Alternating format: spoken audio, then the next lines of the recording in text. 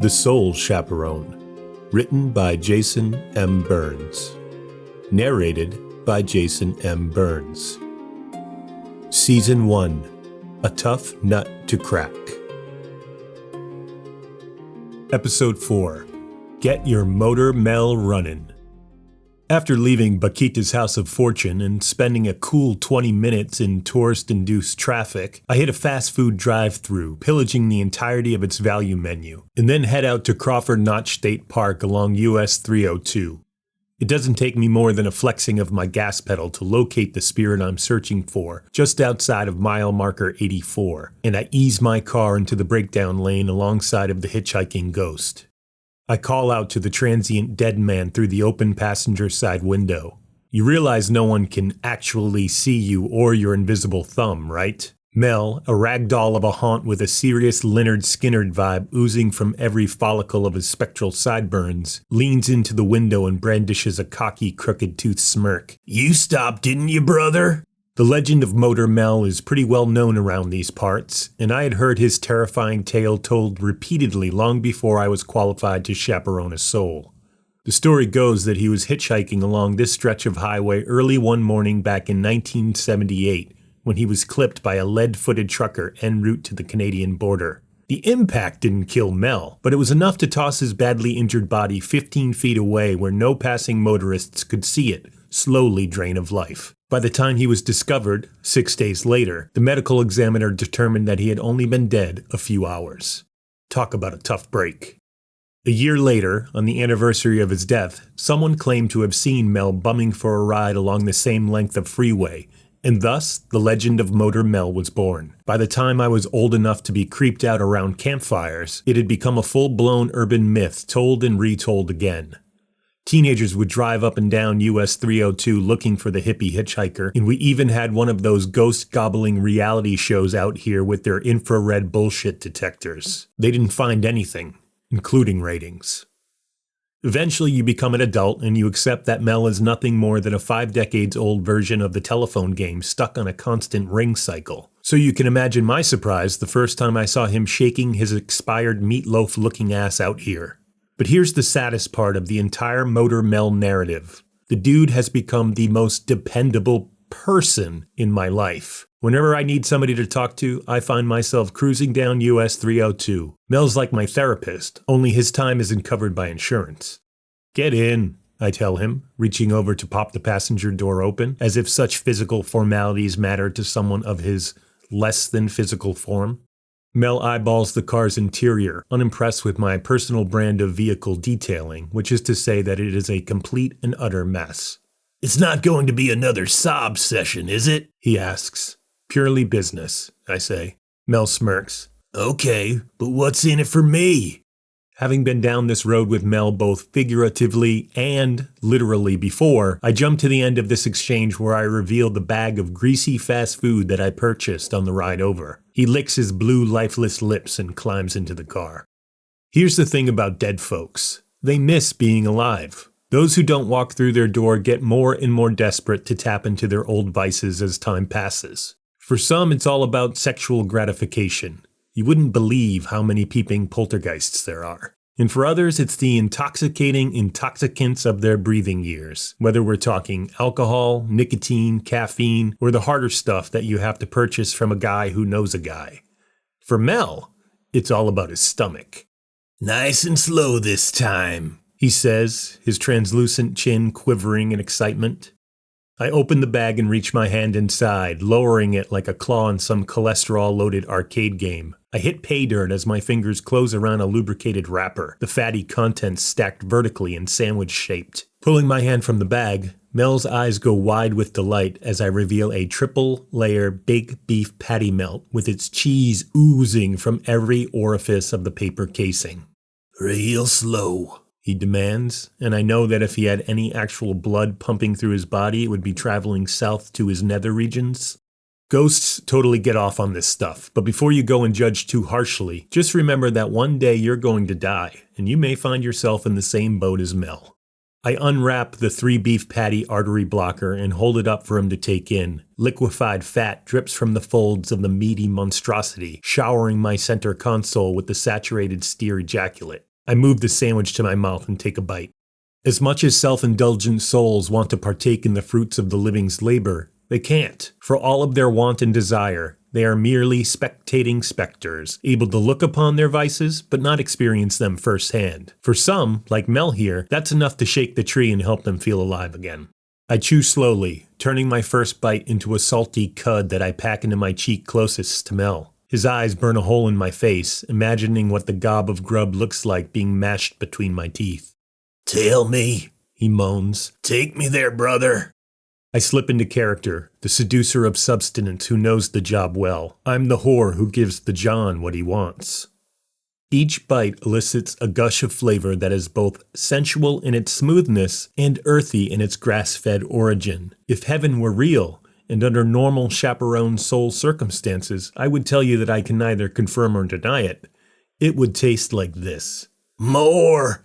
he croaks, his cellophane body arching to a phantasmal climax. I quickly swallow what's in my mouth and toss the dribbling melt into the bag, prematurely clearing the table on Mel's meal. "Not so fast," I tell him, closing up the bag for effect. "This peep show isn't free." With his hunger now half a century old, Mel's once euphoric face twists into hostile hatred. "What do you want?" Before I can respond, I burp out my last bite. Mel grasps at the air but is unable to capture the fleeting flatulence of the conscious world. "Information," I say. "That's all I need, and for a guy stuck in a never-ending loop out on this highway, you see and hear more than most." Stroking the dead man's ego calms his hunger.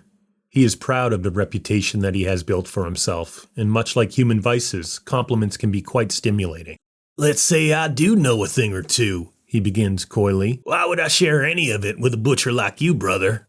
"First off, I'm not a butcher," I say. "I don't know what happens when they go through their doors, but I know you can't kill something that is already dead." Mel scoffs. I ignore it.